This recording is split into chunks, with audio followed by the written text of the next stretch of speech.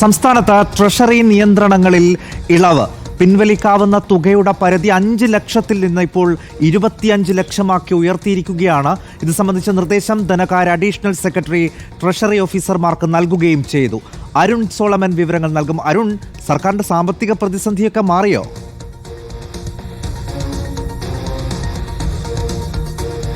അങ്ങനെ വേണം കരുതാൻ. പക്ഷേ ഇതിലൊരു പ്രധാനപ്പെട്ട പ്രശ്നം, ഇനി സാമ്പത്തിക വർഷം അവസാനിക്കാൻ ഇനി 4 മാസം മാത്രമാണ് ബാക്കിയുള്ളത്.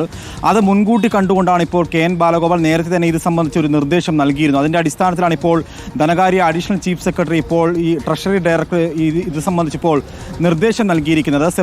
സെപ്റ്റംബർ മാസം ഈ ധനപ്രതിസന്ധിയെ തുടർന്ന് തന്നെ ഈ 5 ലക്ഷമാക്കിയിട്ട് ഈ ബിൽ പാസ്സാക്കുന്നത് 5 ലക്ഷമാക്കി കുറച്ചിരുന്നു. ഇപ്പോൾ അത് സംബന്ധിച്ച് ഇളവ് നൽകിയിരിക്കുകയാണ്. 25 ലക്ഷം രൂപ വരെ ഇപ്പോൾ ഈ പുതിയ നിർദ്ദേശമനുസരിച്ച് ബില്ല് പാസ്സാക്കാം. നിലവിൽ സംസ്ഥാനത്ത് ഏറ്റവും കൂടുതൽ പ്രതിസന്ധി ഈ തദ്ദേശ സ്വയംഭരണ സ്ഥാപനങ്ങളാണ്. ഈ ബഡ്ജറ്റിൽ വകയിരുത്തിയ പല തുകകളും വികസന പദ്ധതികൾക്ക് വേണ്ടി ഉപയോഗിക്കാൻ പറ്റാത്ത ഒരു സാഹചര്യത്തിലൂടെയാണ് ഈ സംസ്ഥാന സർക്കാർ കടന്നു പോകുന്നത്. അതിൽ ഏറ്റവും മുന്നിൽ നിൽക്കുന്നത് മലപ്പുറം ജില്ലയാണെന്നുള്ളത് ഒരാഴ്ച മുന്നേ വാർത്തകൾ വന്നിരുന്നു. 844 കോടി രൂപയാണ് മലപ്പുറം ജില്ലയിൽ അനുവദിച്ചതെങ്കിലും അതിൽ 622 കോടിയോളം രൂപ ഇനിയും ഉപയോഗിക്കാനുണ്ട്. ഈ ഒരു സാഹചര്യത്തിൽ ഇനി 4 മാസം മാത്രമാണ് ബാക്കിയുള്ളത്. എങ്ങനെ ഈ തുക വിനിയോഗിക്കുമെന്നുള്ളത് പല ജില്ലകളും പല ആശങ്കകളിലൂടെ കടന്നു പോകുന്ന ഒരു സാഹചര്യത്തിലാണ് സംസ്ഥാന സർക്കാർ ഇപ്പോൾ ഇത്തരത്തിൽ വലിയൊരു തീരുമാനമെടുത്തിരിക്കുന്നത്. അതെന്തായാലും വലിയൊരു ആശ്വാസമാണ്.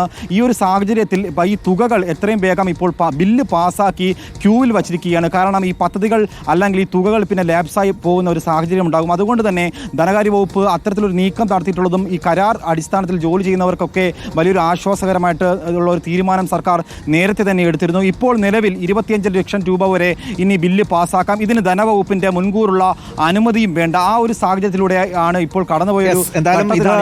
തീരുമാനമാരെയൊക്കെ സംബന്ധിച്ചിടത്തോളം വളരെ ആശ്വാസകരമായിട്ടുള്ളൊരു തീരുമാനം കൂടിയാണ്. അരുൺ സോളമനാണ് അതിന്റെ വിശദാംശങ്ങൾ നൽകിയത്. അല്പം മുമ്പാണ് ആ ഉത്തരവിന്റെ വിവരങ്ങൾ പുറത്തു വന്നത്.